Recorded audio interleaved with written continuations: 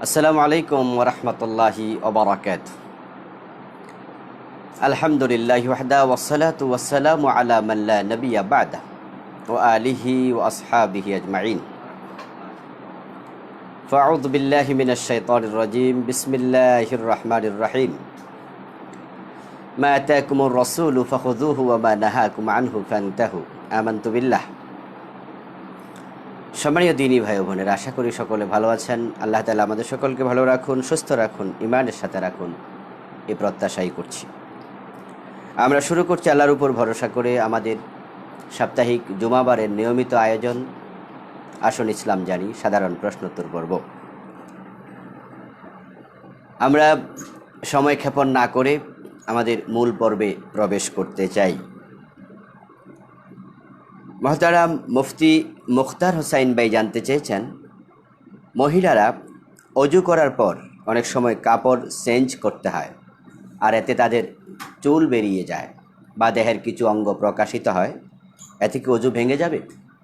না ভাইজান, অজু ভাঙবে না। যদি তারা একান্তে তাদের কাপড় পরিবর্তন করেন, সেখানে গায়রে মুহাররাম কেউ না থাকে, তাহলে গুনাহ হবে না, আর অজু তো ভাঙবেই না। অজু ভাঙার যে কারণ পাওয়া যায়, তার মাঝে কাপড় চেঞ্জ করলে চুল বা দেহের কোনো অংশ অনাবৃত হলে অজু ভাঙবে এমন কোনো কারণ পাওয়া যায় না। জাযাকুমুল্লাহ। মেহেদি হাসান নামে একজন ভাই জানতে চেয়েছেন, দেহের অবাঞ্ছিত পশম কতদিন পর্যন্ত না কেটে থাকা যায়? অবাঞ্ছিত পশম 40 দিন পর্যন্ত না কেটে থাকা যায়। রাসূল সাল্লাল্লাহু আলাইহি ওয়াসাল্লাম সময় নির্ধারণ করে দিয়েছেন, আমরা যেন অবাঞ্ছিত পশম 40 দিনের বেশি দেহে না রাখি। হযরত আনাস বিন মালিক রাদিয়াল্লাহু তাআলা আনহু বলছেন, উক্কাতা লানা ফি কাসসি শারব ওয়া তাকলিমিল আসফার ওয়া নাতফিল ইবিদ ওয়া হালকিল আনা আল্লা নাতরুকা আকসারা মিন 40 লাইলা। রাওয়াহু মুসলিম। সহিহ মুসলিম হাদিস নাম্বার 487। হযরত আনাস বলেন, আমাদের জন্য সময় নির্ধারণ করে দেয়া হয়েছে মোষ কাটার ব্যাপারে, নখ কাটার ব্যাপারে, বগলের নিচ পরিষ্কার করার ব্যাপারে, নাভির নিচের পশম উপড়িয়ে ফেলার ব্যাপারে, পরিষ্কার করে ফেলার ব্যাপারে আমরা যেন 40 দিনের বেশি এটাকে রেখে না দিই। এই হাদিস দিয়ে সাব্যস্ত হয় 40 দিনের বেশি রেখে দেয়া অনুচিত। আমরা যেন এর ভিতরেই আমাদের দেহের অবাঞ্ছিত পশমগুলো পরিচ্ছন্ন করে নেই। হাফেজ আবু জাফর ভাই জানতে চেয়েছেন, আমাদের এলাকার মুয়াজ্জিন সাহেব ফজরের নামাজের আগে প্রায় 30 মিনিটের মতো বয়ান করেন, তারপরে তিনি আজান দেন, এটা কি ঠিক? এটা মোটেও সঠিক নয়। উনি বয়ান দেবেন মসজিদে ফজরের আজানের আগে। যারা তাহাজ্জুদ পড়ে তাদের ডিস্টার্ব হবে, যারা ঘুমিয়ে আছে তাদের ডিস্টার্ব হবে, যারা অসুস্থ মানুষ, রোগী, তাদের ডিস্টার্ব হবে। এটা কোনোভাবে কাম্য নয়, এটা তিনি করবেন না, এটা সুন্নাহর খেলাফ। তিনি আজান দেবেন, এটা তার দায়িত্ব, এর বেশি কিছু নয়। খোরশেদ নামক একজন ভাই জানতে চেয়েছেন, এক মসজিদের টাকা অন্য মসজিদের উন্নয়নের জন্য খরচ করা যাবে? হ্যাঁ, যাবে। কারণ খাত একটাই, মসজিদগুলো আল্লাহর। ইন্নাল মাসাজিদা লিল্লাহ। মসজিদগুলো আল্লাহর ঘর, এগুলো আল্লাহরই, এজন্য খরচ করা যাবে। তবে এটা মসজিদ কমিটির অনুমোদন সাপেক্ষে হওয়া উচিত, না হয় বিশৃঙ্খলা তৈরি হবে। এক মসজিদের দান বাক্সের টাকা এনে আপনি আপনার মসজিদে খরচ করবেন, বিশৃঙ্খলা তৈরি হবে। এজন্য এটা মসজিদ কমিটির অনুমোদন সাপেক্ষে হওয়া লাগবে। মসজিদে আর কোনো কাজ নেই বাকি, কিন্তু মানুষ তো প্রতি জুমাতে টাকা দেয় বা বিভিন্নভাবে মানুষ মসজিদে দান করে। আপনি যদি মনে করেন যে আমাদের মসজিদের টাকা আর দরকার নেই, এই টাকাগুলো আমরা অন্য মসজিদে দিয়ে দেব, সুযোগ আছে। অথবা অন্য মসজিদ কমিটি যদি এসে বলে যে আমাদের মসজিদে কিছু কাজ বাকি আছে, আপনাদের তো পর্যাপ্ত টাকা আছে মসজিদের, আমাদের কিছু দেন, দেওয়ার সুযোগ আছে। খাত যেহেতু একটা, কোনো গুনাহ হবে না, তবে সেটা অনুমোদন সাপেক্ষে হবে মসজিদ পরিচালনা কমিটির। এতে করে কোনো বিশৃঙ্খলা হবে না, নচেত বিশৃঙ্খলা তৈরি হওয়ার সমূহ সম্ভাবনা রয়েছে। হিমাদ্রি হিমু নামক আইডি থেকে জানতে চেয়েছেন একজন ভাই, মানসুর হাল্লাজ কি মুশরিক ছিলেন? মানসুর হাল্লাজকে নিয়ে আমরা কিছুদিন আগে প্রশ্নোত্তর পর্বে আলোচনা করেছি।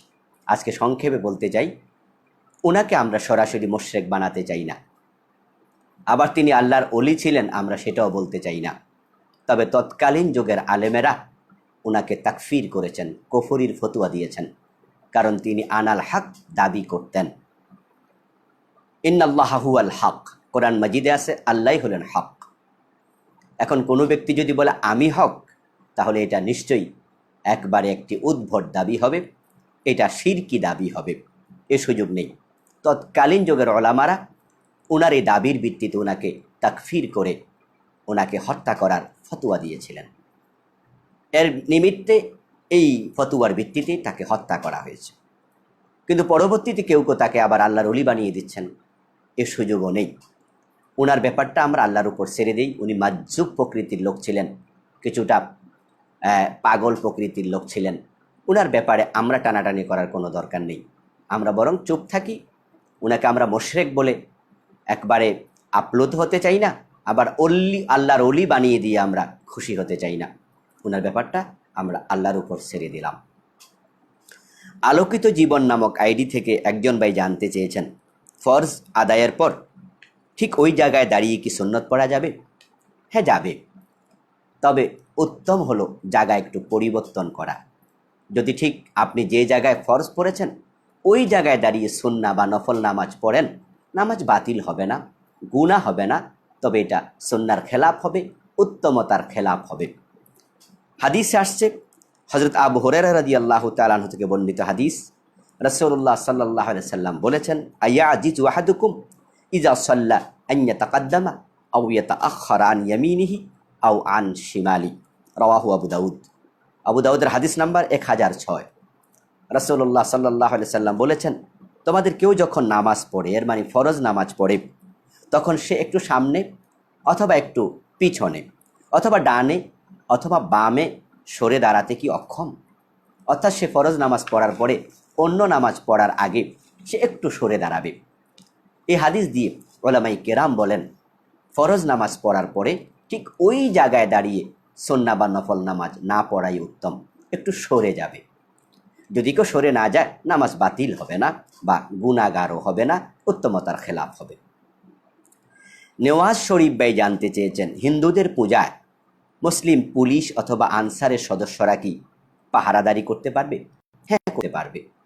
কারণ যারা সংখ্যালঘু তারা আমাদের কাছে আমানতের মতো, তাদের সাথে খেয়ানতের কোনো আচরণ করা যাবে না, জুলুম করা যাবে না। আল্লাহ তাআলা বলেছেন, লাকুম দীনুকুম ওয়ালিয়া দিন, তোমাদের ধর্ম তোমরা পালন করো, আমার ধর্ম আমি পালন করব। বিশ্বনবী মুহাম্মদুর রাসূলুল্লাহ সাল্লাল্লাহু আলাইহি ওয়াসাল্লামও ইহুদিদেরকে খায়বারে স্থানান্তরিত করেছেন। তারা খায়বারে থাকতে চেয়েছে, আল্লাহর হাবিব তাদেরকে থাকার জায়গাও দিয়েছিলেন। সুতরাং বাংলাদেশে যারা হিন্দু আছে তারা তাদের মতো করে পূজা করবে, আমরা সেখানে বাহাবা দিতে যাব না, আবার তাদেরকে আমরা বিরোধিতাও করব না। তাদের মন্দিরে আক্রমণ করা, মূর্তি ভাঙ্গা, এগুলো ইসলাম অনুমোদিত নয়। তারা তাদের কাজ করবে, আর সরকার তাদেরকে নিরাপত্তা দেবে।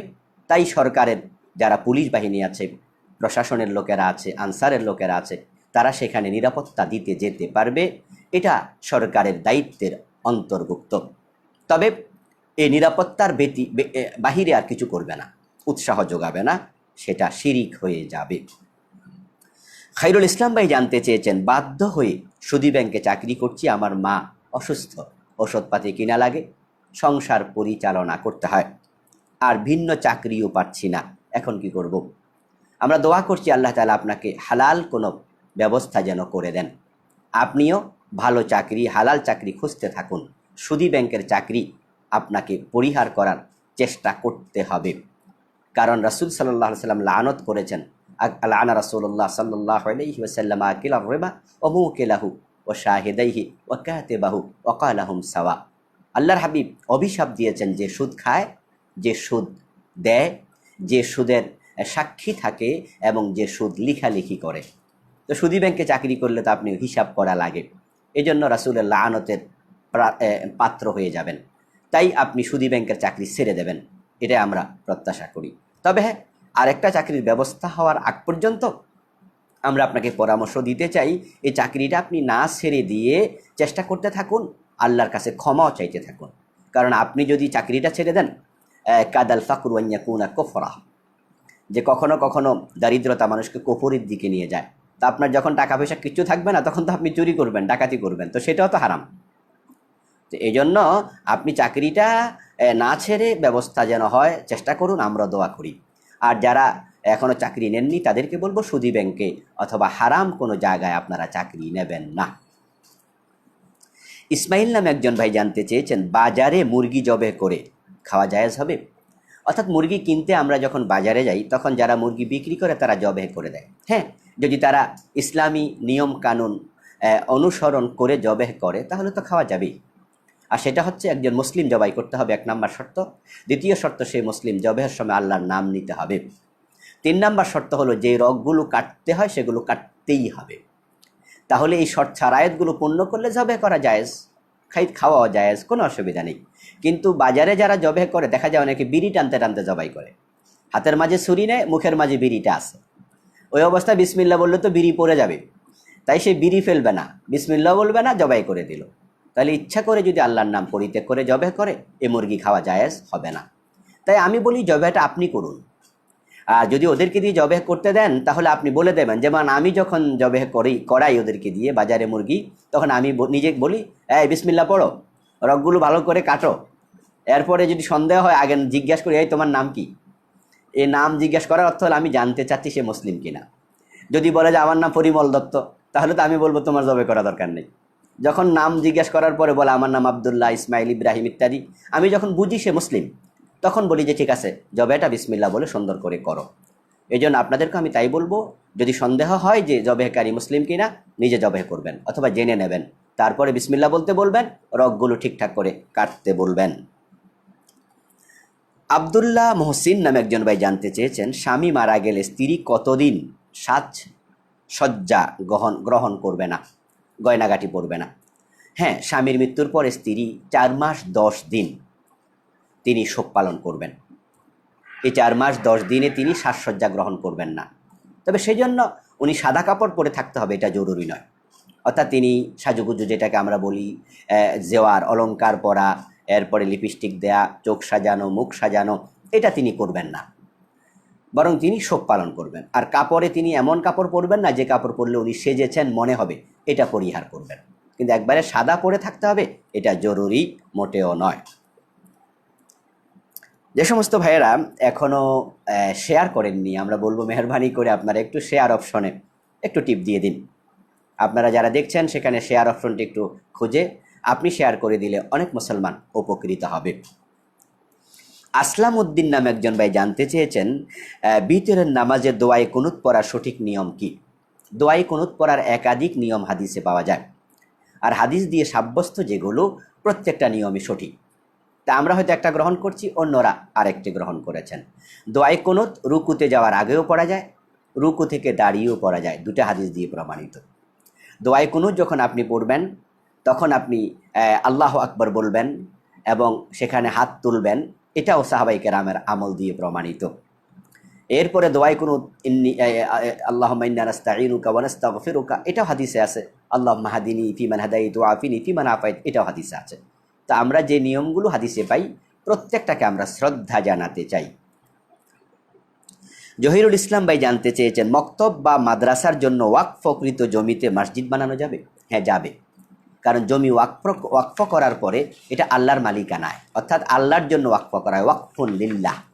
ব্যক্তি এটাকে আমার বলে আর দাবি করবে না, এটাই হলো ওয়াকফর আসলিয়াত। তো যখন মাদ্রাসার জন্য বা মসজিদ আপনার মক্তবের জন্য ওয়াকফ করে দেয়, তখন আর ব্যক্তি মালিক থাকে না। এখন এটা আবার যদি মসজিদ কমিটি, মক্তব কমিটি, ওই মাদ্রাসার কমিটি মনে করেন যে আমরা এই ওয়াকফকৃত জমিটা আমরা মসজিদের জন্য দিতে চাই, কোনো অসুবিধা নেই। যদি সেটা রাজি হয় তাহলে দিতে পারবে, কমিটি চাইলে দিতে পারবে। আর ওয়াকফ করে দেওয়ার পরে তারা তো আর নিজের দাবি করতে পারে না, তাই সেখানে তারা নিজেরা কোনো রকমের আপনার প্রভাব খাটাবে না। এটা যদি প্রভাব খাটায় এটা সঠিক হবে না। জোয়েল ইসলাম ভাই জানতে চেয়েছেন, ঢাকা বিশ্ববিদ্যালয়ের একজন বুদ্ধি প্রতিবন্ধী প্রফেসর বলেছেন সালাম আলাইকুম দিতে হবে, আসসালামু আলাইকুম বলা অথবা খোদা হাফেজ না বলে আল্লাহ হাফেজ বলা এটা নাকি জঙ্গির লক্ষণ।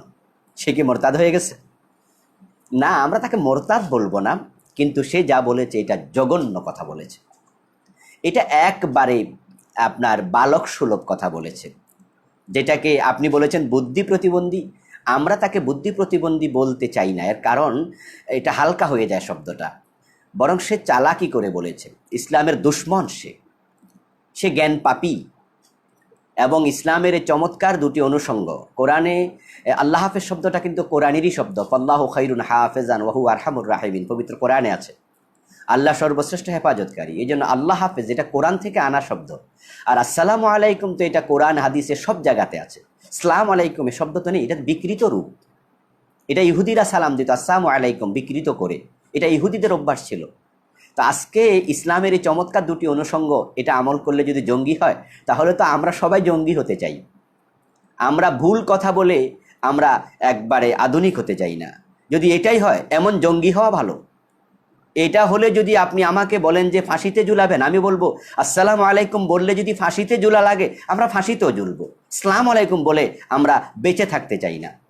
আমাদের এই বিকৃত অবস্থা দিয়ে বেঁচে থাকার চেয়ে ভালো সুস্থ ধারায় থেকে অল্প দিন বাঁচা অনেক উত্তম। আমরা আপনাদের মতো জ্ঞান পাপীদের থেকে সবক নিতে চাই না। ঢাকা ইউনিভার্সিটির প্রফেসর হওয়ার তো কি আপনি সব জানেন? এটা তো আরেক মূর্খতা। আপনি যে সাবজেক্টের প্রফেসর, আপনি সে সাবজেক্ট নিয়ে কথা বলুন।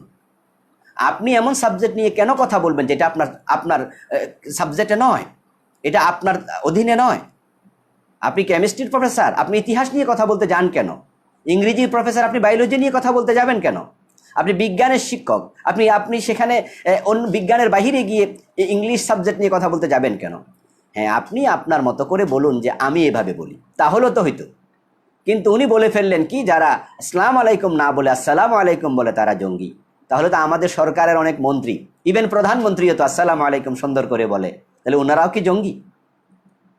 এই লোকটার বিরুদ্ধে আসলে আমাদের সকলকে কথা বলা উচিত, যেন এই জাতীয় ধৃষ্টতা আর কেউ না দেখায়, এই জাতীয় বেয়াদবি যেন ইসলামের অনুষঙ্গের সাথে আর কেউ না করে। তাই এই বিষয়ে আমাদের প্রত্যেক মুসলিমের কথা বলা উচিত নিজস্ব জায়গা থেকে। এবং আমি আহ্বান করব ওই প্রফেসরকে, তিনি যেন তাওবা করেন। তিনি যদি জেনে বুঝে ধৃষ্টতা করেন, তাহলে এটা কিন্তু কুফরির পর্যায়ের হবে, তাকে তাওবা করতে হবে। আর যদি ভুলে করেন, তাহলে আমরা তাকে ক্ষমা চাইতে বলবো আল্লাহর কাছে, আল্লাহ যেন তাকে মাফ করে। ইমাম হাসান ভাই বলতে চেয়েছেন, হিন্দুদের মূর্তি ভাঙ্গা মুসলমানের জন্য কি জায়েজ? না, মোটেও নয়, মোটেও নয়, মোটেও নয়। বরং কোরআন মাজিদে আল্লাহ তাআলা যারা আল্লাহ ব্যতীত অন্যদেরকে ডাকে তাদেরকে গালি দিতে পর্যন্ত নিষেধ করেছেন। আল্লাহ বলছে তাদেরকে তোমরা গালি দিও না, না হয় তারাও তো আল্লাহকে গালি দেবে। আর সেখানে আপনি মূর্তি ভাঙবেন কেন? না, মূর্তি ভাঙবেন না। যদি বাংলাদেশে আমরা মন্দিরে আক্রমণ করি, ভারতের হিন্দুরা মসজিদে আক্রমণ করবে, এতে করে সংঘাত তৈরি হবে। ইসলাম তো সংঘাতের পক্ষে নয়। এই জন্য আমরা মূর্তি ভাঙতে বলি না। রাসূল সাল্লাল্লাহু আলাইহি সাল্লাম ভেঙেছেন মক্কা বিজয়ের পরে মসজিদে নববীতে, মসজিদে হারামে। সেটা ছিল ওই অঞ্চলে ইসলাম বিজয়ী হওয়ার পরে মূর্তি পূজা করার মতো আর কেউ ছিল না। আর কাবাতুল্লাহ তো মূর্তি পূজার জন্য নয়, এই জন্য বিশ্বনবী ভেঙেছেন। কিন্তু আমাদের দেশের হিন্দুরা যেখানে মূর্তি পূজা করে, ওইটা তো মসজিদ না, ওটা তাদের মন্দির। তা তাদের মন্দিরে গিয়ে আপনি কেন ভাঙবেন? সুতরাং আমরা এটা করব না। আমিন নামে একজন ভাই জানতে চেয়েছেন, কেউ টাকা হাওলাত চাইলে মিথ্যা অজুহাত দেয়া যাবে কি? মিথ্যা অজুহাত দেয়া যাবে না, তবে তাওরিয়া করা যাবে। আপনি এমনভাবে কথা বলবেন যেন মিথ্যা না হয়, তবে জবাব হয়ে যাবে। কেউ আপনার কাছে টাকা হাওলাত চাইলো, আপনি জানেন যে তাকে টাকা হাওলাত দিলে সে আর ফিরিয়ে দেবে না, অথবা হাওলাত দিলে শত্রুতা তৈরি হবে। তা আপনি যদি বলেন যে টাকা দেব না, সে মনে কষ্ট নেবে, তাহলে আপনি দিতেও চান না। এখন কি করবেন? আপনার হাতের যে মোবাইলটা আছে অথবা হাতের মাঝে আপনার যে জিনিসগুলো আছে, এগুলো একটু এক জায়গায় রেখে দেন। রেখে দিয়ে আপনি এবার বলেন যে ভাই টাকা চাইলেন, হাত তো খালি। তা আপনি হাত খালি বলে এভাবে বলেন, এটাকে তাওরিয়া বলে। অর্থাৎ আপনার টাকা মানি ব্যাগে আছে কিন্তু হাতে তো নাই। তাই আপনি বলতে পারেন ভাই টাকা তো চাইলেন, হাতে তো টাকা নাই। এইভাবে যদি আপনি বলেন, সরাসরি মিথ্যা হলো না, তাওরিয়া হলো, ওটা করতে পারেন, অতটুকু জায়েজ আছে। কিন্তু মিথ্যা অজুহাত বা মিথ্যা কথা বলার কোনো সুযোগ কোনোভাবেই নেই। মাহাদি হাসান নামে একজন ভাই জানতে চেয়েছেন, 10 টাকার নোটে আরবিতে আল্লাহ আকবার লেখা থাকে, ওই টাকা ব্যাক সাইডে নিয়ে আমরা হাঁটি, আবার টয়লেটেও যাই, ঠিক হবে? আসলে এই বিষয়ে আমরা বলতে চাই যে আল্লাহর নাম ব্যবহার করার ক্ষেত্রে সতর্ক হওয়া দরকার। আমরা দেখি ছোট ছোট লিফলেটে বিসমিল্লাহির রহমানির রহিম লেখা থাকে, এগুলো রাস্তায় বিতরণ করে, এগুলো কেউ ফেলে দেয়, পায়ের তলায় পড়ছে বিসমিল্লাহ, আল্লাহর নাম এবং কোরআন মাজিদের আয়াতে কারিমা, এটা পায়ের তলায় পড়তেছে। আপনি ভাবছেন যে বিসমিল্লাহ এখানে লিখলে অনেক কিছু হয়ে যাবে, না, বিসমিল্লাহ বলতে বলা হয়েছে। আপনি বিসমিল্লাহ লিখতেও পারেন এমন জায়গায় যেখানে সংরক্ষিত থাকবে। প্রত্যেকটা কাজের আগে বিসমিল্লাহ বললে সুন্নাহ আদায় হয়ে যাবে যদি আপনি নাও লিখেন। এই জন্য লেখার সময় আপনি ভাববেন যে কোথায় লিখছেন। তো টাকার মাঝে আল্লাহ আকবার দেওয়ার দরকার নেই, কারণ টাকাটা হিন্দুর হাতে যায়, বৌদ্ধের হাতে যায়, যারা আল্লাহকে অসম্মান করতে পারে ওই টাকাতে থাকলে। এবং এটা এমন জায়গায় থাকতে পারে, আপনি নাফাক জায়গায় পড়ে যেতে পারে, আল্লাহর নাম অসম্মান হয়, অবমানও না হয়। এবং এটা টয়লেটে নিয়ে যাচ্ছি আমরা যখন, তখন কিন্তু এটা পকেটে থাকছে এইভাবে। তাই আমরা বলবো যে এখানে আল্লাহর নাম ব্যবহার না করলেই ভালো। এমন জায়গায় ব্যবহার করবেন না যেখানে ব্যবহার করলে আল্লাহ তাআলার নাম অসম্মানিত হতে পারে। রিফন আহমদ ভাই জানতে চেয়েছেন, অজু করার সময় আজানের জবাব দেয়া যাবে? অজু করার সময় আজানের জবাব দেওয়া দরকার নেই। যে কোনো কাজে যখন কোনো ব্যক্তি লিপ্ত থাকবে, রত থাকবে, তখন তার আজানের জবাব মৌখিকভাবে না দিলে কোনো অসুবিধা নেই। আজানের জবাব দেয়া দুরকম, একটা হচ্ছে ফেইলি আর একটা কাউলি। ফেইলি জবাব দেয়া এটা ওয়াজিব, যেমন হাইয়া আলাস সালাহ বলছে নামাজে আসো, যে আজান শুনবে সে মসজিদে যাবে অথবা সে নামাজ আদায় করবে, এটা ফরজ, এটা তার জন্য আবশ্যক। আর কাউলি হলো ইদা সামিতুমুল মুয়াজ্জিন ফাকুলু মিসলা মা ইয়াকুল, মুয়াজ্জিন যা বলে আমরা শুনে তা বলবো, এটা মুখে বলা, এটা সুন্নাহ। তো মুখে যদি কেউ জবাব না দিয়ে চুপ করে থাকে, গুনাহগার হবে না, সুন্নাহ লঙ্ঘন হবে, উত্তমতার খেলাফ হবে। আর যদি আপনি ব্যস্ত থাকেন, যেমন আপনি ভাত খাচ্ছেন, আজান হচ্ছে, জবাব দেয়া লাগবে না। আপনি কোরআন তেলাওয়াত করছেন, আজান হচ্ছে, কোরআন তেলাওয়াত বন্ধ করে জবাব দেয়া লাগবে না। আপনি কোনো কাজে আছেন, ওই কাজ করতে থাকেন, জবাব না দিলে কোনো অসুবিধা নেই। ঠিক এখানেও তাই, অজু করছেন, আজানের জবাব মৌখিকভাবে না দিলে কোনো গুনাহ হবে না। তবে যদি আপনি দিতে চান, দেওয়ার সুযোগও আছে। হাফিজ আহমদ ভাই জানতে চেয়েছেন, জমি বন্ধক রাখার সঠিক নিয়ম কি?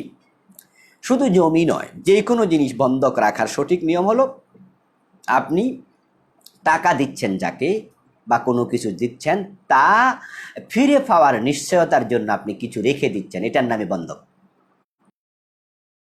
নিজের বর্ম, লৌহ বর্ম, যেটা তিনি যুদ্ধের মাঠে পরিধান করতেন, এটা তিনি একজনের কাছে রেখে তার বিনিময়ে কিছু জিনিস তিনি নিয়েছেন, বন্ধক।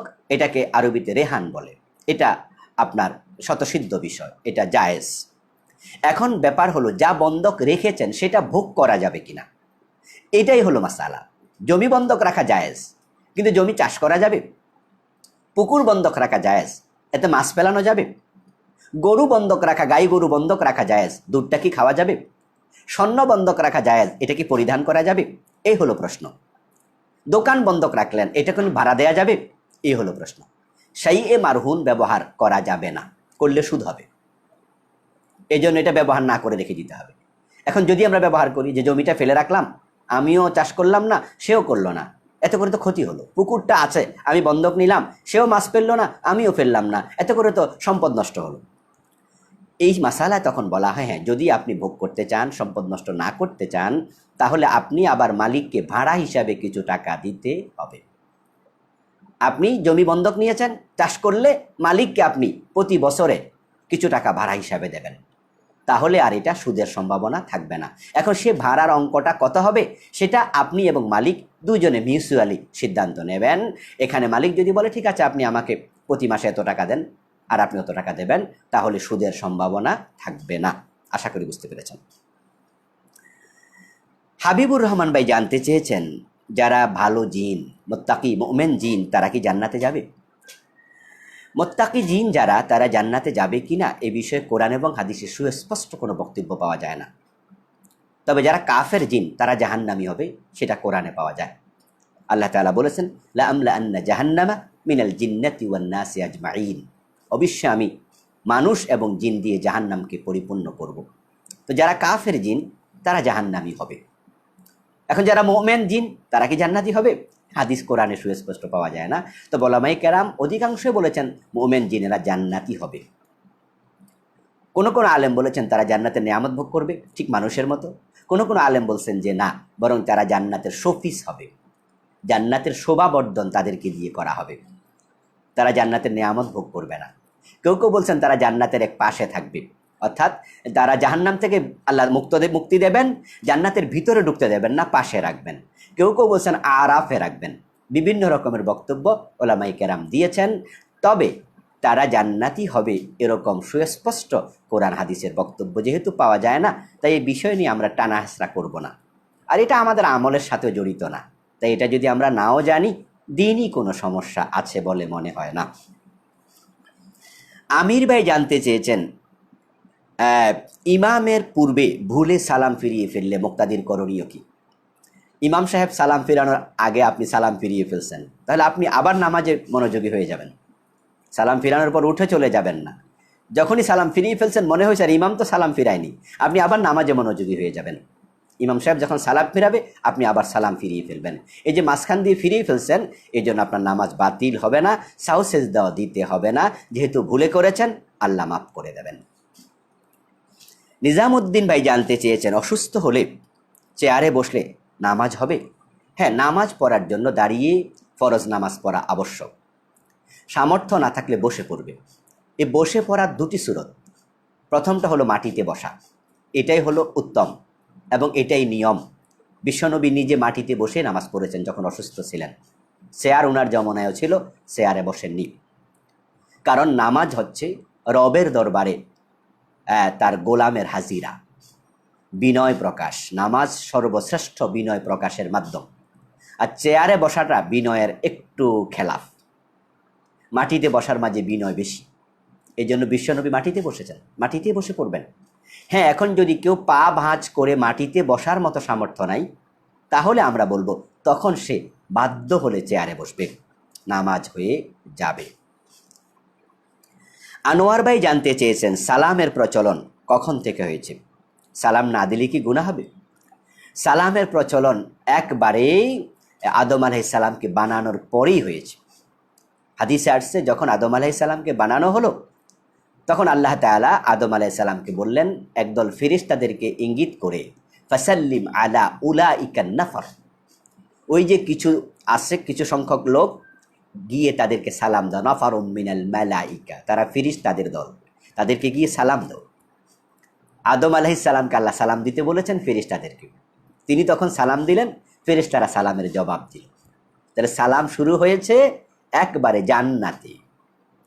সালাম প্রচলন করেছেন আল্লাহ নিজে। এখন এই সালাম না দিলে গুনাহ হবে না, তবে সুন্নাহ লঙ্ঘন হবে। সালাম দেয়াটা সুন্নাহ, না দিলে গুনাহ নেই। আর সালাম দেয়া অনেক দারুণ একটি ইবাদা। আল্লাহর হাবিব বলছেন, মান বাদা বিসালাম ফাকাদ বারিয়া মিনাল কিবির, যে ব্যক্তি শুরুতে সালাম দেয় সে অহংকার থেকে মুক্ত হয়। এই জন্য বেশি বেশি সালাম দিতে হবে, নিজেকে অহংকারবিহীন ব্যক্তি প্রমাণ করার জন্য। আর সালাম দিলে অহংকার কমে। কিন্তু আমরা দেখি আল্লাহর কিছু বান্দা আছে যারা সালাম নেয়ার জন্য অপেক্ষা করে, সালাম দেয় না। এটা আলেম ওলামাদের মাঝেও পাওয়া যায়, আল্লাহ আমাদের হেফাজত করুক। যে তারা ভাবে আমরা তো শুধু সালাম দেব কেন, এই জন্য ভাব ধরে থাকে আগেই যে আমরা সালাম দেবে। এটা যেন না হয়, বরং আমরা নিজেরা সালাম দেব। তবে হ্যাঁ, যদি আপনার কাছে অনুমিত হয় যে এই লোকটা সবসময় সালাম নেয়ার জন্য অপেক্ষা করে, তাহলে তাকে সালাম দেয়া বন্ধ করে দেবেন, শিক্ষা দেওয়ার জন্য। মসজিদ কমিটির সভাপতি ইমাম সাহেবের সালামের জন্য অপেক্ষা করে, ইমাম সাহেবের উচিত তাকে সালাম না দেয়া, বুঝাইয়া দেয়া যে এটা ফাইজলামি, এসব থামান। আপনি অফিসারগিরি মসজিদে আইসা করবেন না। এই জাতীয় লোক যারা আছে সালাম নেয়ার জন্য অপেক্ষা করে, তাদের শিক্ষা দেওয়ার জন্য তাদেরকে সালাম না দিলে কি হয়, গুনাহ হবে না, তারা শিক্ষা পাবে। আর আমরাই বলবো যে আমরা সবাই নিজ থেকে উদ্যোগী হব। বাবা ছেলেকে সালাম দেবে, ছেলে বাবাকে দেবে, স্বামী স্ত্রীকে দেবে, স্ত্রী স্বামীকে দেবে, আগে আগে আমরা সালাম দেব, এটাই হচ্ছে উত্তম। রিফাত নামে একজন ভাই জানতে চেয়েছেন, নামাজ পড়ার সময় দুই পায়ের মাঝখানে কতটুকু ফাঁকা রাখা লাগবে? এ বিষয়ে ইসলামের কোনো নির্দেশনা নেই। রাসূল সাল্লাল্লাহু আলাইহি সাল্লাম মুসল্লি নিজে তার দুই পায়ের মাঝখানে কতটুকু ফাঁকা রাখবেন এ বিষয়ে কিছু বলেননি। এখানে ইসলামে উদারতা আছে।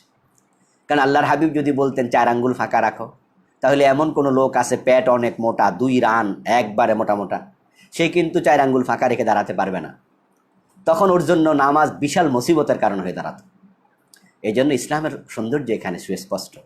আপনি কমফোর্ট ফিল করেন, নামাজ লম্বা করে পড়বেন, এক রাকাতে আপনি সূরা ইয়াসিন পড়তে চান, সূরা আর রহমান পড়তে চান, আপনি লম্বা নামাজ পড়বেন। এখন দাঁড়ানোর বিষয় নিয়ে যদি আপনাকে টেনশন করা লাগে যে 4 আঙ্গুল হলো না 5 আঙ্গুল হলো, তাহলে তো আপনি আঙ্গুল গণা নিয়ে ব্যস্ত থাকবেন, নামাজে ইতমিনান থাকবে না। এই জন্য আল্লাহর হাবিব এ বিষয়ে কথা বলেননি। অর্থাৎ আপনার যতটুকু ফাঁকা রাখা রাখলে পরে আপনি কমফোর্ট ফিল করবেন, অতটুকু রেখে পড়বেন। তবে এমনভাবে দাঁড়াবেন না যে নামাজের সৌন্দর্যটাই নষ্ট হয়, এটা যেন না হয়। রিফাত ভাইয়ের আরেকটি প্রশ্ন, হিন্দুদের পূজায় মুসলমানরা শুভেচ্ছা জানাতে পারবে কিনা? মোটেও না, মোটেও না। এটা করলে ঈমান চলে যাবে। কারণ হিন্দুদের পূজা সুস্পষ্ট শিরিক, এটাকে সমর্থন করলে ঈমান চলে যায়। আর শুভেচ্ছা জানানোর মানে কি? শুভেচ্ছা জানানোর মানে হলো আমি তো সমর্থন করলামই, বরং তোমরা এই কাজ করতে থাকো। আস্তাগফিরুল্লাহ, ঈমান মোটেও থাকবে না। এই জন্য হিন্দুদের শারদীয় দুর্গাপূজার শুভেচ্ছা, এটা কোনো মুসলিম ব্যক্তি যদি বলে ঈমানহীন হয়ে যাবে। যদি আমাদের দেশে এটা চলছে, এখন মুসলমানের সন্তানেরা শুভেচ্ছা জানাচ্ছে। আজকে দেখলাম এক ব্যাংকের এমডি করছে ফেসবুকে, মোবাইলের মাঝে SMS করছে। আমাকে এক ভাই দেখাচ্ছে যে অমুক ব্যাংকের এমডি দেখেন SMS পাঠাচ্ছে, দুর্গাপূজার শুভেচ্ছা, নিচের নাম আব্দুল্লাহ অমুক, মানে মুসলমান। আমি দেখলাম যে ঢাকায়, পুরান ঢাকায় একটা বিশাল ব্যানার লাগানো আছে কয়েক বছর আগে, ব্যানারের মাঝে লেখা শারদীয় দুর্গাপূজার শুভেচ্ছা আলহাজ অমুক, হাজি সাহেব। কারণ সামনে কমিশনার নির্বাচন আছে, হিন্দুদের ভোট লাগবে তো, এই জন্য দুর্গাপূজার শুভেচ্ছা দিচ্ছে। আস্তাগফিরুল্লাহ, আস্তাগফিরুল্লাহ। বিশ্বনবী বলছেন যে তোমরা শিরিক করো না, আল্লাহ বলছে শিরিক করো না। যারা শিরিক করছে দুর্গাপূজা করে, তারা কি জান্নাতের দিকে যাচ্ছে না জাহান্নামের দিকে? আমরা একমত, তারা জাহান্নামের দিকে যাচ্ছে, এটা নাজায়েজ। ইন্না শিরকা লাযুলমুন আযীম, শিরকের চেয়ে বড় জুলুম নাই। আমাদের দায়িত্ব হচ্ছে ওই ভাইদেরকে জাহান্নাম থেকে বাঁচানো, তারা আগুনের দিকে যাচ্ছে।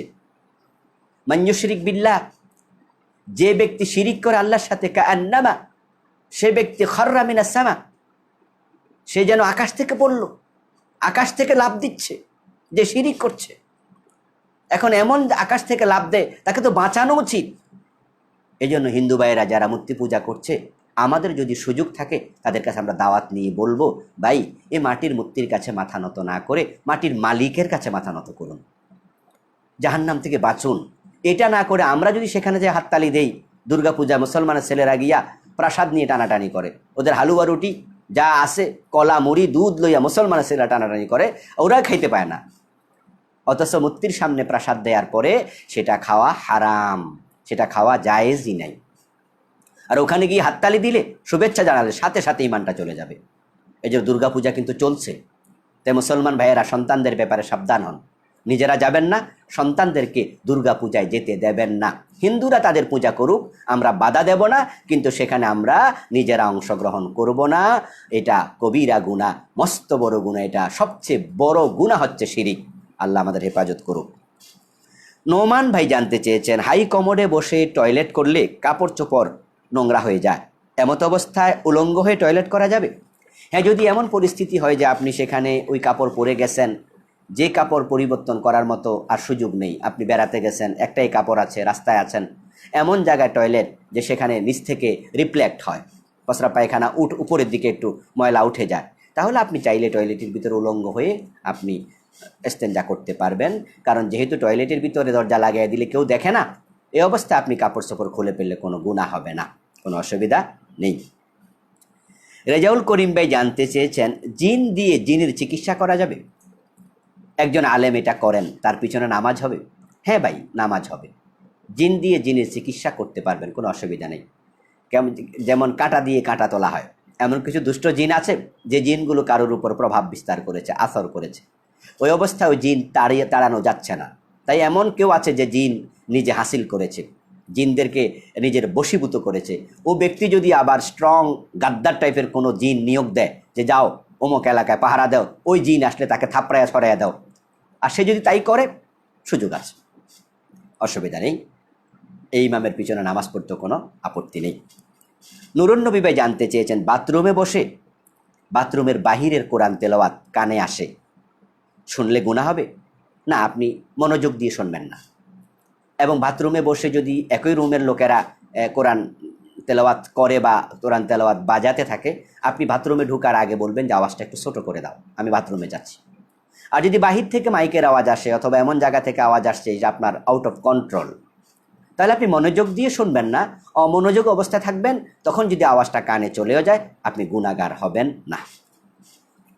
জামাল উদ্দিন ভাই জানতে চেয়েছেন, মোহরানা পরিশোধ করার আগে বউ যদি এন্তেকাল করে তার হুকুম কি? মুসিবত।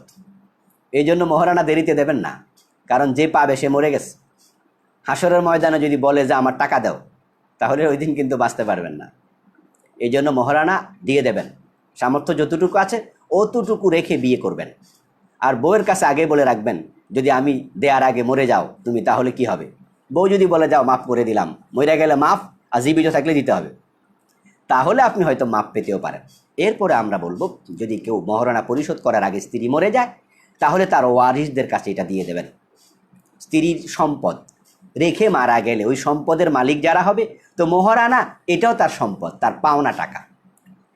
তাই এর যারা ওয়ারিস আছে, অর্থাৎ শরীয়তের ফরায়েজ বন্টন রীতিতে যারা যারা পাবে, ঠিক তাদেরকে ওই মোহরানার টাকাটা দিয়ে দিতে হবে। আশা করা যায় হাসরের মাঠে ধরলে আপনি বলতে পারবেন যে আমি তো তোমার ওয়ারিসদেরকে দিছিলাম। আরেকটা পন্থা আছে, মোহরানার সবটা টাকা আপনি তার নামে সাদাকা করে দিতে পারেন। তাহলে আল্লাহ তাআলাকে বলবেন, আল্লাহ এটা আমার স্ত্রীর প্রাপ্য ছিল, আমি এটা সাদাকা করে দিলাম, সওয়াবটা তার আমল নামায় দিয়ে দাও। তো হাসরের মাঠে সে যদি আপনাকে ধরে, তাহলে আপনি বলতে পারবেন যে এই তো আমি তোমার সাদাকা করেছি, এই সওয়াবটা তুমি পেয়েছো। আশা করা যায় আল্লাহ আপনাকে ক্ষমা করবেন। জিয়াউদ্দিন ভাই জানতে চেয়েছেন, মায়ের একাধিক সন্তান আছে, কোনো সন্তানকে চিকিৎসা করানোর জন্য যদি জমি বিক্রি করে জায়েজ হবে? হ্যাঁ, এটা জায়েজ আছে। উপঢৌকন হিসাবে দেয়া ঠিক নয়। সন্তান যদি 3 জন থাকে, একজনকে উপহার করলো, বাকি 2 জনকে উপহার দিল না, এটা হাদিসে অনুমোদিত নয়। উপহার দিলে সকলকে দিতে হবে। কিন্তু যদি লেখাপড়ার জন্য খরচ করলো, চিকিৎসার জন্য খরচ করলো, ইত্যাদি জরুরতে যদি খরচ করে, জমি বিক্রি করেও যদি মা খরচ করে বা বাবা খরচ করে, এতে অন্য সন্তানরা এখানে হক থেকে বঞ্চিত হচ্ছে এটা মনে হবে না, কারণ এটা জরুরত, এটা চিকিৎসা, এটা লেখাপড়া ইত্যাদি, তাই এটা জায়েজ আছে। তাহমিম নামে একজন ভাই জানতে চেয়েছেন, মোহতারাম মাওলানা মরহুম আহমদ শফি রাহেমাহুল্লাহ বলেছেন, তোমরা প্রতিদিন 400 বার ইল্লাল্লাহ জিকির করো, কিন্তু কিছু আলেম বলেন ইল্লাল্লাহ জিকির করা জায়েজ নেই। বাস্তবতা কি? আসলে আহমদ শফি রাহেমাহুল্লাহ, ওনার প্রতি আমাদের শ্রদ্ধা ভালোবাসা আছে। ইল্লাল্লাহ জিকির শুধুমাত্র উনি নয়, অনেক আলেমরাই বলেন এবং করেন। সরসিনার পীর সাহেব হুজুর ইল্লাল্লাহ জিকির করেন, সরমনায় পীর সাহেব হুজুর করেন, আহমদ শফি সাহেব হুজুর করেন, আরও অনেকেই করে। আবার অনেকে বলে এটা জায়েজ নেই। এখন আমরা বলতে চাই যে আমরা এই বিতর্কের সমাধানের জন্য যেতে চাই আল্লাহ এবং রাসূলের কাছে। এটাই তো বিধান নাকি? ইনতানা আযাতুম ফি শাইইন ফারুদ্দুহু ইলাল্লাহি ওয়ার রাসূল। আল্লাহ তাআলা বলছেন, যখন তোমরা কোনো বিষয় ঝগড়া ফাসাদ করবে, বিতর্ক করবে, সমাধানের জন্য আল্লাহ এবং রাসূলের কাছে ফিরে যাও। এখন আমরা কোরআন হাদিসে দেখতে চাই যে রাসূল সুবহানাল্লাহ শিখিয়েছেন, আল্লাহু আকবার শিখিয়েছেন, আলহামদুলিল্লাহ শিখিয়েছেন, লা ইলাহা ইল্লাল্লাহ শিখিয়েছেন, আশহাদু আল্লা ইলাহা ইল্লাল্লাহু ওয়াহদাহু লা শারীকা লাহু লাহুল মুলকু ওয়া লাহুল হামদু ইউহয়ি ওয়া ইউমীতু ওয়া আলা কুল্লি শাইইন কাদির। এইভাবে কত জিকির শিখিয়েছেন, সুবহানাল্লাহি ওয়া বিহামদিহি সুবহানাল্লাহিল আযীম শিখিয়েছেন। সে রাসূল কি ইল্লাল্লাহ জিকির শিখিয়েছেন? এটা আমরা হাদিসে দেখতে চাই। কিন্তু আমরা দেখার পরে দেখি ইল্লাল্লাহ জিকির রাসূল জীবনে একবারও করেন নাই, করতে কাউকে বলেনও নাই, এটা হাদিসেও নাই। বরং হাদিসে আছে আফজালুজ যিকরি লা ইলাহা ইল্লাল্লাহ, শ্রেষ্ঠ জিকির হলো পুরাটা। তা আপনি ভাঙবেন কেন? এই অধিকার আপনাকে কে দিল?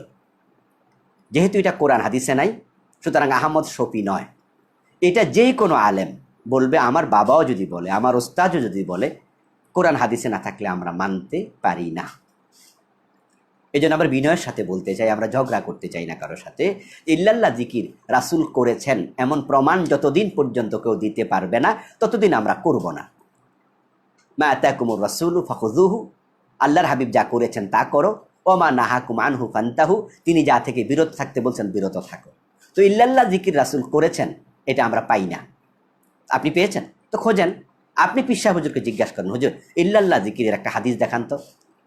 উনি প্রমাণ দেবে ইল্লাল কি জানি বলেন ইসখির, ইসখির নামক হাদিস দিয়ে। আমি জিজ্ঞাসা করছি ইল্লাল্লাহ জিকির, উনি বলে ইল্লাল ইসখির। এটা তো আমি জিজ্ঞাসা করি নাই। ইস্তেসনা মুস্তাসনা মিনহু হরফে ইস্তেসনা দিয়া নাহু সরফ দিয়ে আপনি ইবাদত বানাবেন, জিকির বানাবেন, এই সুযোগ আপনাকে কে দিল? আপনি সরাসরি বলতে হবে এটা হাদিসে আছে কিনা। রাসূল সাহাবারা যা করেননি তা ইবাদত হতে পারে না, সুতরাং এটা করা যাবে না। আর সওয়াবের নিয়তে যদি কেউ এমন ইবাদত করে যে ইবাদত রাসূল করেননি, এটাই বেদাত, এটা বেদাত সাইয়্যিআহ। মা হাদাসা ফি আমরিনা হাযা মা লাইসা মিনহু ফাহুয়া রাদ। আল্লাহর হাবিব সাল্লাল্লাহু আলাইহি ওয়াসাল্লাম বলেছেন, আমার ইসলামের মাঝে নতুন কিছু কেউ বানাবে সেটা আমার দুধ, সেটা প্রত্যাখ্যাত। সুতরাং আহমদ শফি রাহেমাহুল্লাহ, আল্লাহ তাআলা ওনাকে জান্নাতের উচ্চ মাকাম দান করুক, ওনাকে আল্লাহ ক্ষমা করুক, ওনার যে সাইয়্যাতগুলো আছে আল্লাহ এগুলো হাসানাত দিয়ে বদল করে দেখ, আমরা ওনার কল্যাণকামী। কিন্তু উনি এই কথাটা যেটা বলেছেন এটা আমরা মানতে পারি না, এই কারণে যেহেতু এটা হাদিসে পাওয়া যায় না। নূর নামে একজন ভাই জানতে চেয়েছেন, ফজরের নামাজের দ্বিতীয় রাকাতে রুকু থেকে ওঠার পরে হাত তুলে দোয়া করা, দোয়ায় কুনুত পড়া, এরকম কোনো সিস্টেম আছে নাকি? উনি বলেন যে আমি দুবাইতে থাকি, সেখানে এই সিস্টেমে মাঝে মাঝে নামাজ পড়তে দেখা যায়। হ্যাঁ, কুনুতে নাজেলা রাসূল সাল্লাল্লাহু আলাইহি সাল্লাম এটা করেছিলেন 1 মাস। বিরে মাউনার ঘটনার পরে তিনি রাআল, জাকওয়ান, ওসাইয়া এই 3টা গোত্রকে বদদোয়া দিয়েছেন কুনুতে নাজেলা নামাজে পড়ে। হযরত ইবনে মাসউদ বলেন, ইন্না নবী সাল্লাল্লাহু আলাইহি সাল্লাম লাম ইয়াকনুত ফিল ফজর ইল্লা শাহরান ওয়াহিদান লাম ইউরা ক্বাবলা যালিক ওয়ালা বা'দাহু ইয়াদউ আলা উনাসিন মিনাল মুশরিকিন। আব্দুল্লাহ ইবনে মাসউদ রাদিয়াল্লাহু তাআলা আনহুমা বলছেন যে রাসূল সাল্লাল্লাহু আলাইহি সাল্লাম ফজরের নামাজে 1 মাস কুনুত করেছেন। তিনি মুশরিকদের কিছু লোককে বদদোয়া দিয়েছেন।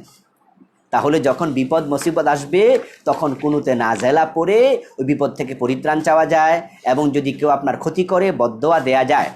তবে আল্লাহর হাবিব সাল্লাল্লাহু আলাইহি সাল্লাম এটা 1 মাস করেছেন, তাই এটা কন্টিনিউ করা সুন্নাহ নয়, এটা বিপদকালীন করা যায়, সেটা এখনো করার সুযোগ আছে। সাদেক ভাই জানতে চেয়েছেন, ছেলে যদি বাবার জানাজার নামাজ পড়ানোর উপযুক্ত হয় এবং সে জানাজার নামাজে বড় কোনো আলেম থাকে, তাহলে কে জানাজা পড়াবে? আমরা বলবো ছেলে পড়াক। ছেলে যদি উপযুক্ত হয়, আপনজন, সে খুব কাছের মানুষ, সে পড়াবে। যদি বড় কোনো আলেম পড়ায় নামাজ হবে, কোনো অসুবিধা নেই, যে কেউ পড়াতে পারে।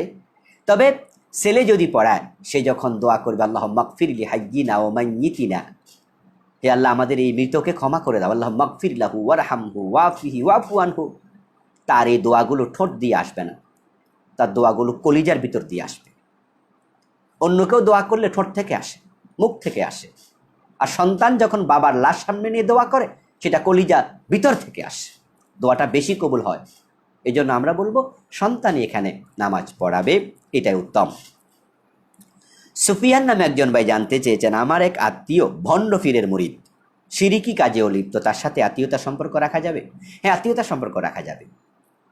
তার হক আপনি তাকে নিশ্চয় দেবেন এবং তাকে আপনি ফিরিয়ে আনার চেষ্টা করবেন। তবে হ্যাঁ, তার সাথে মিশতে গেলে যদি আপনার ঈমান আবার চলে যাওয়ার সম্ভাবনা থাকে, ওই ভণ্ড পীরের দিকে আপনি চলে যাওয়ার সম্ভাবনা থাকে, তাহলে নিশ্চয়ই ঈমান বাঁচানোর দায়িত্বেই আপনি দূরত্ব বজায় রাখবেন। বাইজিদ নামে একজন ভাই জানতে চেয়েছেন, বাবার পছন্দ করা মেয়েকে বিয়ে না করলে বাবা অভিশাপ দেবে, কিন্তু মেয়েটি ছেলের পছন্দ নয়, এখন কি করবে? এক্ষেত্রে বাবাদেরকে বলবো তারা যেন ছেলের বিয়ে নিয়ে এতটা বেশি বাড়াবাড়ি না করে। বিয়েটা ছেলের, বাবার না। বউটা নিয়ে সংসার ছেলে করবে, সুতরাং আপনি ধাক্কাধাক্কি করছেন কেন? এই জন্য রাসূল সাল্লাল্লাহু আলাইহি ওয়াসাল্লাম বলেছেন যে বিয়ে করবে সে যেন মেয়ে দেখে। ছেলের বাবারে মেয়ে ঠিক করতে বলেনি যে আপনি আগে দেখে ঠিক করবেন, বরং বিয়ের আগে তো ওই ছেলের বউরে বাবারও দেখা জায়েজ নেই। এখন বাবা পছন্দ করছে, অভিশাপ দিয়ে বসবে, কি মারাত্মক কথাবার্তা, এমন অবুঝ হওয়া ঠিক না। তবে হ্যাঁ, ছেলেদেরকে বলবো যে বাবা মায়ের সাথে কথা বলে তাদেরকে খুশি রেখে বিয়ে করবেন। বাবাকে বুঝান যে বদদোয়া যেন না দেয়, যে বাবা আমার মেয়েটা পছন্দ হয় না, আমারে মাফ করো, আমি অন্য জায়গায় বিয়ে করতে চাই। এভাবে বুঝিয়ে সুজিয়ে বাবার হাতে ধরো, পায়ে ধরো, বাবার কপালে চুমু দাও, জড়াইয়া ধরো, যেন বদদোয়াটা না দেয়। এভাবে রাজি করে তারপরে ভাই তুমি বিয়ে করো। বাবাদেরকে বললাম আপনারা বাড়াবাড়ি করবেন না, ছেলেদেরকে বললাম বাবা মায়ের অবাধ্য হবা না। মিজানুর রহমান ভাই জানতে চেয়েছেন, শিরিক হয় এমন মাজার, ওই মাজারের অধীনে মসজিদ, এমন মসজিদে নামাজ পড়া যাবে? ঠিকই, বাংলাদেশে এমন মসজিদ আছে, মাজার মসজিদ। আমাদের ঢাকায় আছে মিরপুরে মাজার মসজিদ। এরকম আরও বাংলাদেশের বিভিন্ন জায়গাতে আছে। আগে মাজার হয়েছে, ওই মাজারের টাকা দিয়া মসজিদ বানাইছে, এখন মাজার কমিটি মসজিদ চালায়। এখানে শিরিক চলে। ইমামের উচিত হলো সেখানে শিরকের বিরুদ্ধে সুস্পষ্ট কথা বলা। এখন ইমাম সাহেব কথা বলে না, কারণ বেতন কমে যাবে, আর মাজারে যত ভণ্ডামি হবে পয়সা তত বাড়বে, ইমামের বেতন বাড়বে, উনি মৌন সাপোর্ট করছে। তাহলে এমন ইমামের পিছনে ওই মসজিদে নামাজ পড়া ঠিক হবে না। আর ইমাম সাহেব যদি দৃঢ়তার সাথে কথা বলে, শিরকের বিরুদ্ধে মানুষকে উদ্বুদ্ধ করে, ওই মাজারের ব্যাপারে মানুষকে সচেতন করে, তাহলে ওই ইমামের পিছনে ওই মসজিদে নিশ্চয়ই নামাজ পড়া জায়েজ হবে। সাঈদ নামে একজন ভাই জানতে চেয়েছেন, আমি একজন দর্জি, কাস্টমারের সাথে ওয়াদা রক্ষা করতে পারি না, এমত অবস্থায় করণীয় কি? একবার আমাদের কলিজার কথা বলছেন ভাই, কারণ দর্জিদের কাছে আমরাও পারি না। যখনই যেই ডেট দেয় সে ডেটে কাপড় দেয়, এমন দর্জি বাংলাদেশে আছে মানে খুব কম। আপনি প্রশ্ন করছেন, স্বীকার করছেন, খুব ভালো লাগলো ভাই, কমপক্ষে আমরা কাস্টমাররা একটু শান্তি পাইলাম। আসলে বিষয় হলো, আপনি ওয়াদা দেবেন 2 দিন হাতে রেখে, তাহলে ওয়াদা লঙ্ঘন হবে না। আপনি জানেন যে কাপড়টা আমি 20 তারিখের আগে দিতে পারবো না, তা আপনি আপনার কাস্টমারকে 21 তারিখের কথা বলেন। আপনি মনে মনে জানেন যে 20 তারিখে পারবো, তা আপনি একদিন হাতে রাখেন, তাহলে আপনি তো আগেই রেডি। কিন্তু আপনি পারবেন 20 তারিখ, টাইম দিলেন 18 তারিখ, তো আপনি তো পারবেন না কখনো ওয়াদা রক্ষা করতে।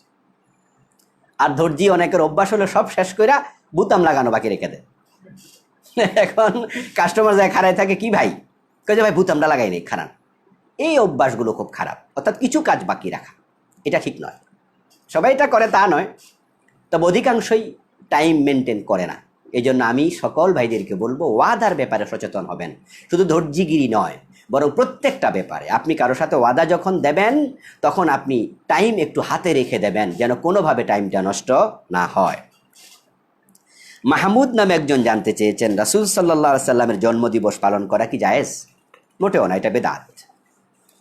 এই যে আসতেছে 12 রবিউল আউয়াল, জশ্নে জুলুস ঈদ মিলাদুন নবী, রাসূলের জন্মদিবস পালন করবে, কিছু আবেগী মুসলমান কেক কাটে, হ্যাপি বার্থডে টু ইউ ইয়া রাসূলুল্লাহ।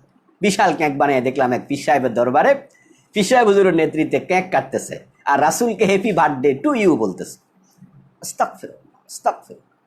আল্লাহর হাবিব বলছেন, কিয়ামতের আগে তোমরা অমুসলিমদেরকে অনুসরণ করবে, শিবরান বি শিবরিন ওয়া যিরাআম বি যিরাইন, বিগতে বিগতে, হাতে হাতে। তারা যদি গুই সাপের গর্তে ঢোকে, তোমরা এটাকে অনুসরণ করে গুই সাপের গর্তে ঢুকবে। সাহাবারা বলল, ইয়া রাসূলুল্লাহ, কাদেরকে অনুসরণ করব? রাসূল বলেন, খ্রিস্টান এবং ইহুদি। রাসূল বলেন, হ্যাঁ, আর কি? হ্যাপি বার্থডে টু ইউ, এটা খ্রিস্টানদের কালচার। জন্মদিবস পালন করা হিন্দুদের কালচার, খ্রিস্টানদের কালচার। হিন্দুরা কি পালন করে? জন্মাষ্টমী, আপনারা জানেন। খ্রিস্টানরা পালন করে বড়দিন। রাসূল সাল্লাল্লাহু আলাইহি সাল্লাম নিজের জন্মদিন একবারও পালন করেননি। কেউ বলে সোমবারে যে রোজা রাখতেন, তো তিনি তো প্রতি সোমবারে রাখতেন। তো রাসূল কি প্রতি সোমবারে রাখলে তিনি কি প্রতি সোমবারে জন্ম নিয়েছেন নাকি? যদি এমন হতো বছরে 1 সোমবারে রাখছেন, তাহলে আমরা বলতে পারতাম যে হ্যাঁ, পাওয়া গেছে, কিছু একটা পাওয়া গেছে। কিন্তু উনি তো প্রতি সোমবারে, প্রতি বৃহস্পতিবারে রাখতেন। সম্মানীয় ভাইয়েরা, আবু বকর সিদ্দিকের জন্মদিন পালন করেছেন কোনোদিন? ওমরের, ওসমানের, হযরত আলী রাদিয়াল্লাহু তাআলা আনহুমের? করেন নাই। নিজের বাবার, নিজেরটা কি করেন? আমরা নিজেরা নিজের জন্মদিবস পালন করি না, ইসলামে এগুলো নাই। কিন্তু রাসূলেরটা করতেছেন। আরো মজার ব্যাপার, রাসূল সাল্লাল্লাহু আলাইহি সাল্লাম 12 রবিউল আউয়াল জন্মগ্রহণ করছে, এটা কোরআনেও নাই, হাদিসেও নাই। তা আপনি পাইলেন কই? এটা ইবনে ইসহাক বলেছেন, একজন ঐতিহাসিকের বক্তব্য। আবার অনেক ঐতিহাসিক বলছে তিনি 9 রবিউল আউয়াল জন্মগ্রহণ করেছেন। তারিখ তো পাওয়া যায় না। এবং রবিউল আউয়াল মাস, এটাকে নির্ধারিত কোরআন হাদিসে আছে। কেউ বলছে রমজান মাস, কেউ বলছে রবিউল সানি, কেউ বলছে রবিউল আউয়াল, ঐতিহাসিকদের বক্তব্য। অর্থাৎ আরব দেশের ওই জাহিলি যুগে বিশ্বনবীর জন্মের তারিখ, দিন, এগুলো লিখে রাখা হয়নি। আধুনিক যুগেও তো নাই। আমিও তো জানি না আমার জন্মদিবস, আপনারাও সবাই জানেন নাকি? সার্টিফিকেটে একটা, বিয়ের সময় একটা, বাস্তবে আরেকটা। আধুনিক যুগে জন্মদিবস খুঁজে পাওয়া যায় না। আর জাহেলিয়াতের যুগে লেখা ছিল না, এই জন্য এগুলো পালন করা ইসলামে নেই। সাহাবায়ে কেরাম রাসূল সাল্লাল্লাহু আলাইহি সাল্লামকে সবচেয়ে বেশি ভালোবাসতেন, কিন্তু বিশ্বনবীর ইন্তেকালের পরে সাহাবারা কি রাসূলের জন্মদিবসে ঈদে মিলাদুন্নবী পালন করছে? ঈদে মিলাদুন্নবী নামে শব্দটাই তো কোরআন হাদিসে নেই।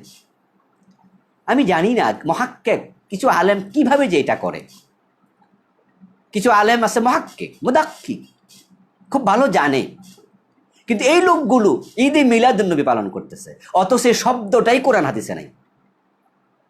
এই যে আমি বারবার বলছি, আপনারা নিজেরা লিখেন ঈদে মিলাদুন্নবী, লিখে তারপরে আপনি এবার আপনার হুজুরের কাছে যান যে হুজুর এই শব্দটা কোরআনের কোথায় আছে, হাদিসের কোথায় আছে?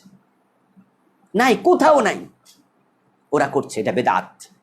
এই জন্য রাসূল সাল্লাল্লাহু আলাইহি সাল্লামের জন্মদিবস, মৃত্যু দিবস এই জাতীয় কোনো দিবস পালন করা যাবে না।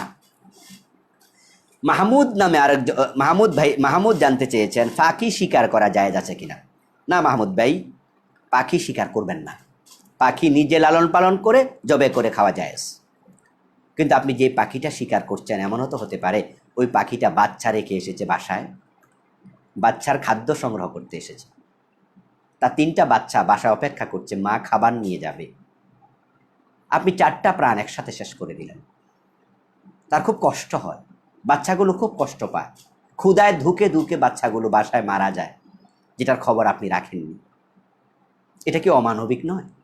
এজন্য আমরা এটা করব না।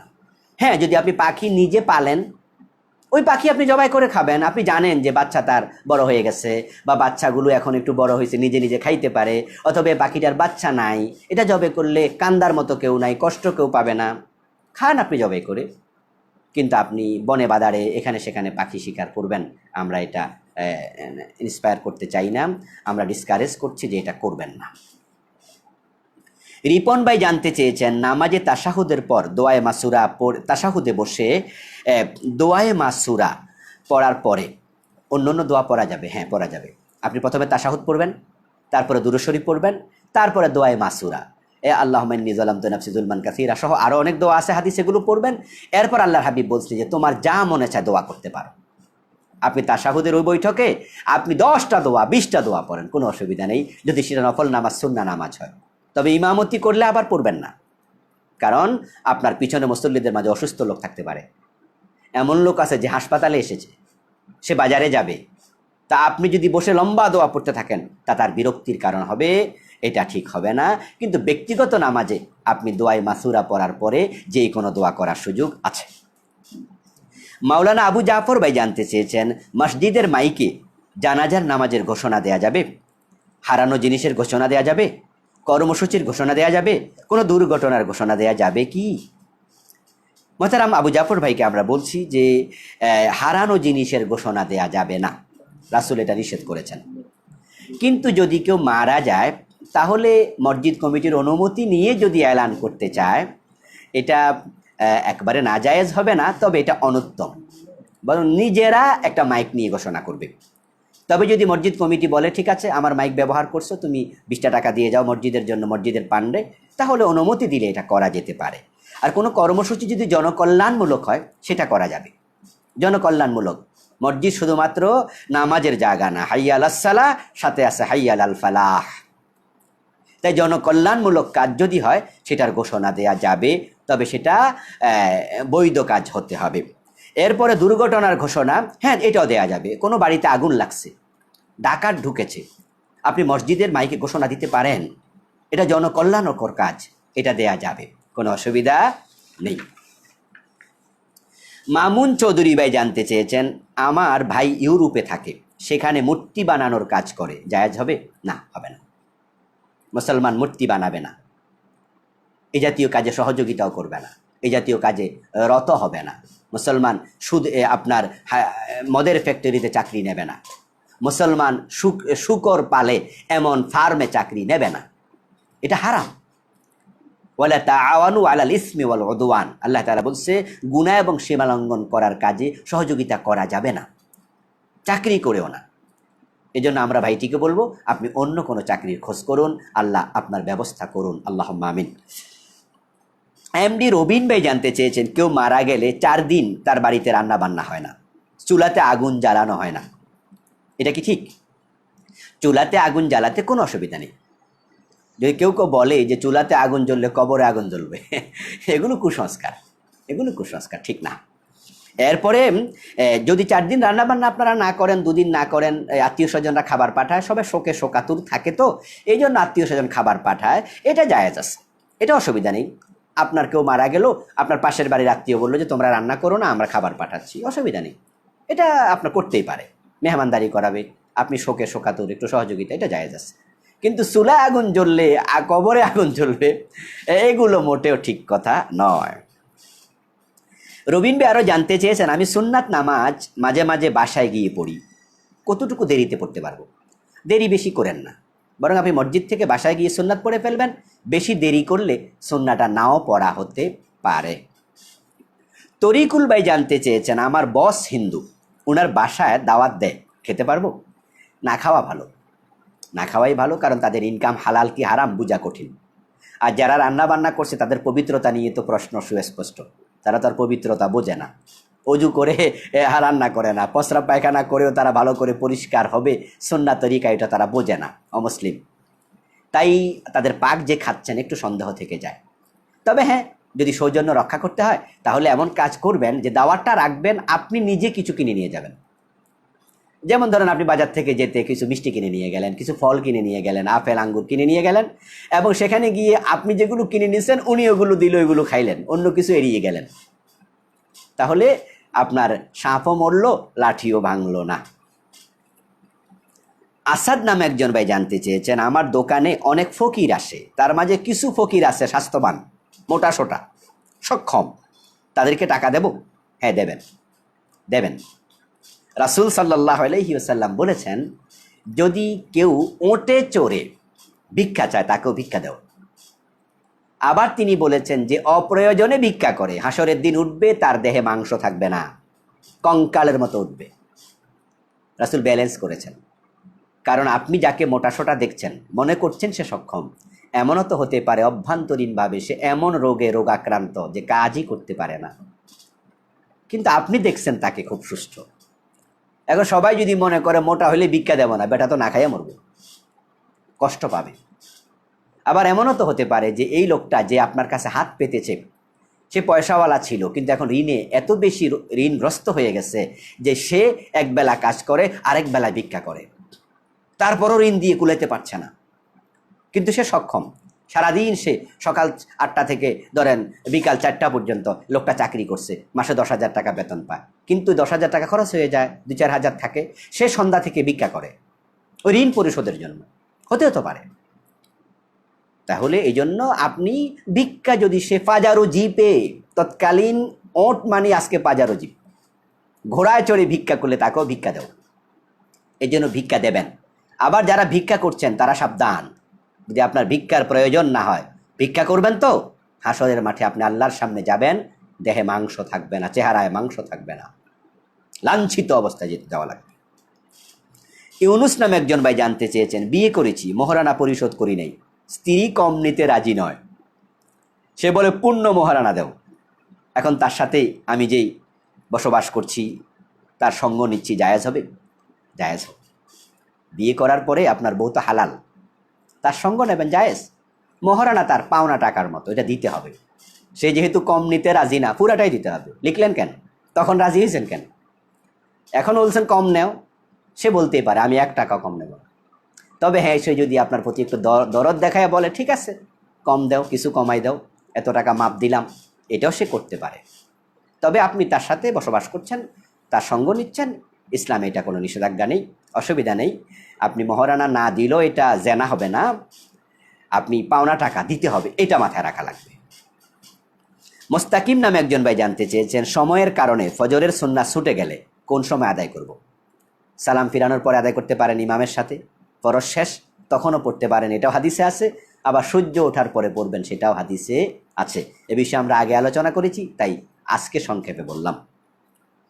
খালেদ নামে একজন ভাই জানতে চেয়েছেন, তিনি বলছেন তার মা তাকে ওষুধ কেনার জন্য টাকা দেয়, তিনি সেখান থেকে কিছু টাকা বাঁচিয়ে সেটা দান করেন, জায়েজ হবে কিনা? যদি টাকা কিছু বেঁচে যায়, দান করতে চান, মায়ের অনুমতি নিতে হবে। মায়ের অনুমতি নিয়ে দান করবেন, কারণ টাকাটা আপনার নয়, এটা আপনার মায়ের টাকা।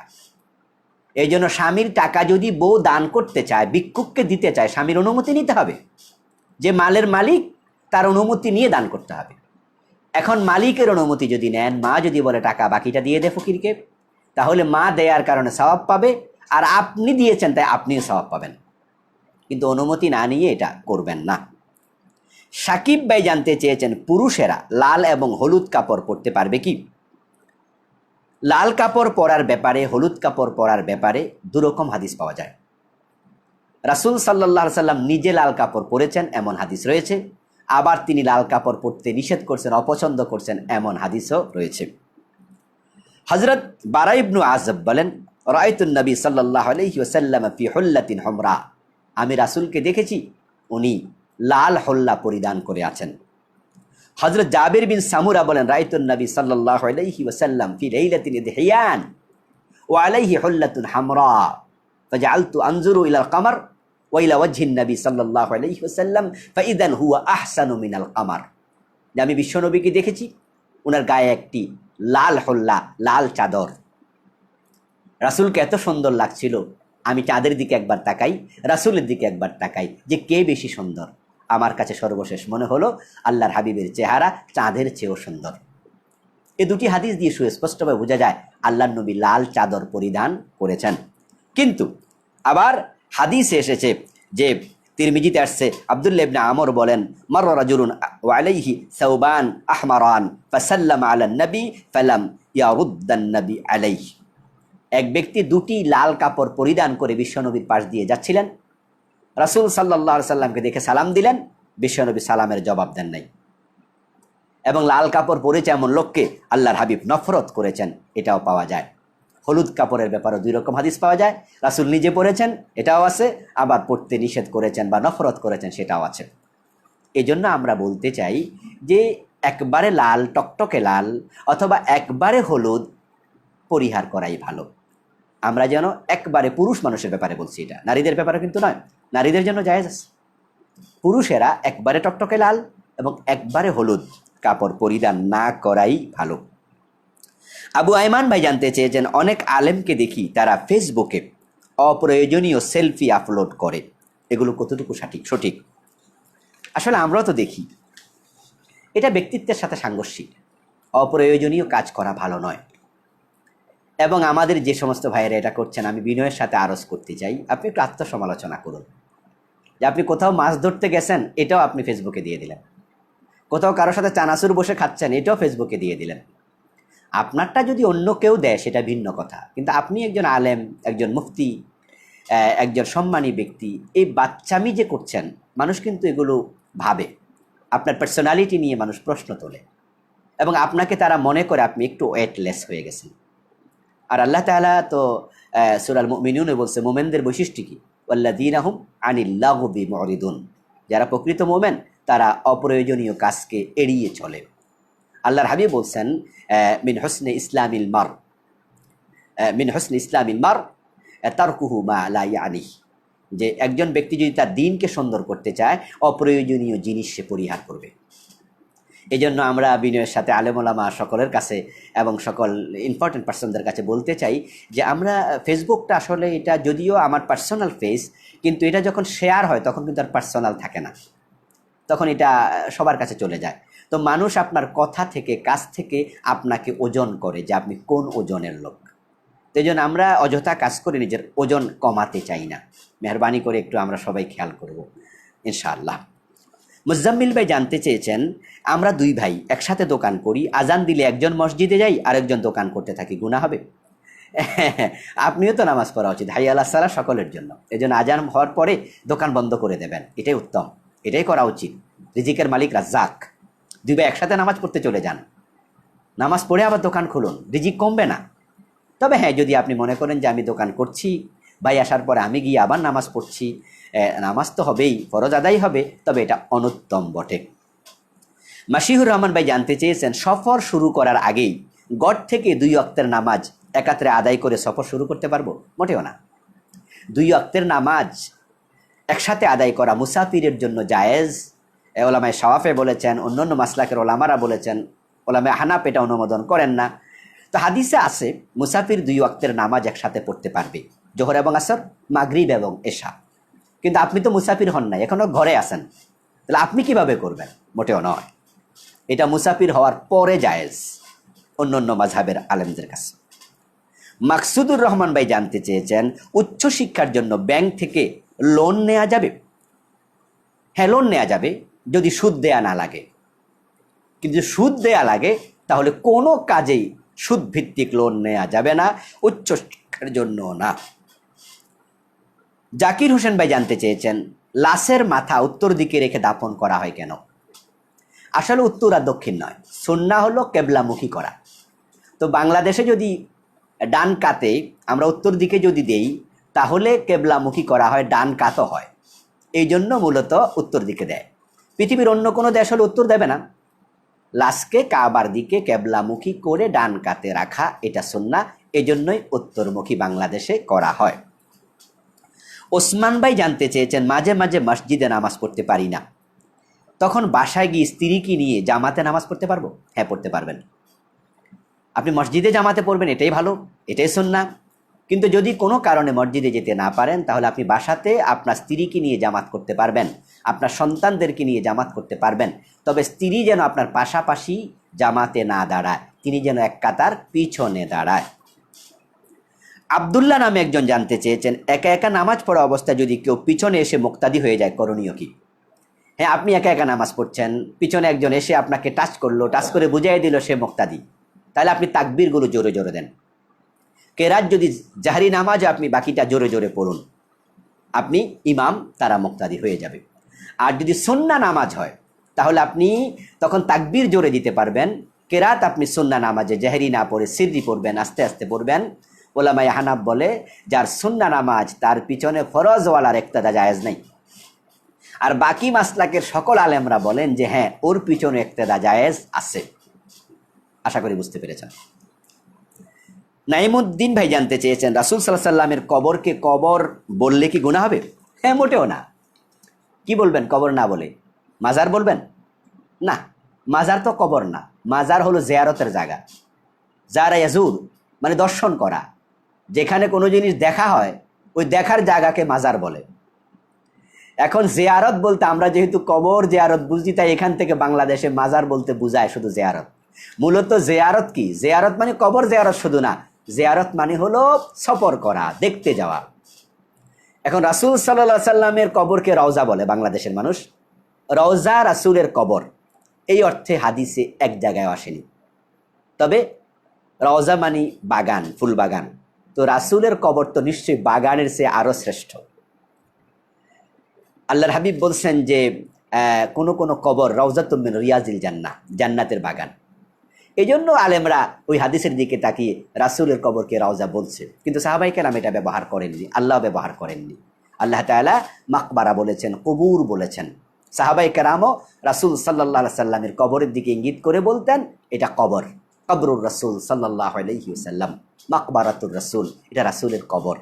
সুতরাং এটা বললে কোনো অসুবিধা নেই, বরং এটাই হচ্ছে হাদিসের এবং কোরআনের পরিভাষা। আশা করি বুঝতে পেরেছেন। সম্মানীয় ভাইয়েরা, আলহামদুলিল্লাহ আমরা আজকে অনেকগুলো প্রশ্নের জবাব দিয়েছি। অনেকে প্রশ্ন করেছেন জবাব পাননি, রাগ করবেন না, কারণ সকল প্রশ্নের জবাব একদিনে দেওয়া সম্ভব নয়। আর প্রশ্ন আপনার, উত্তর আমাদের সবার। সুতরাং আমরা উপকৃত হয়েছি আশা করি। এবং যারা প্রশ্নের জবাব পেয়েছেন তারা নিশ্চয়ই খুশি হয়েছেন। যারা জবাব পাননি তারা সামনে প্রশ্ন করবেন। যদি মাহফিলের সিজন যদিও শুরু হয়ে গেছে, প্রোগ্রাম এখনও অনুমতি পাইনি, কিছু কিছু পেয়েছি, সামনে করবো ইনশাআল্লাহ। যদি মাহফিল শুরু হয়ে যায় তাহলে মনে হয় সিজনে আর এই লাইভ করা একটু কঠিন হয়ে যাবে। আর মাহফিল যদি কিছুদিন আরও না হয় তাহলে আগামী শুক্রবার এই সময়ে ইনশাআল্লাহ আবার দেখা হবে, যদি আল্লাহ বাঁচিয়ে রাখেন, সুস্থ রাখেন, তখন প্রশ্নের জবাব আমরা দেব। অনেকে সালাম দিয়েছেন, ওয়ালাইকুম আসসালাম ওয়া রাহমাতুল্লাহি ওয়া বারাকাতুহু, দোয়া করেছেন, আমিও দোয়া করছি সকলের জন্য। আল্লাহ তাআলা আমাদের সকলকে ভালো রাখুন, সুস্থ রাখুন, ঈমানের সাথেই রাখুন, এই প্রত্যাশা করে শেষ করছি আজকের মতো। সুবহানাকাল্লাহুম্মা ওয়া বিহামদিক, আশহাদু আল্লা ইলাহা ইল্লা আনতা আস্তাগফিরুকা ওয়া আতুবু ইলাইক। আসসালামু আলাইকুম ওয়া রাহমাতুল্লাহি ওয়া বারাকাতুহু।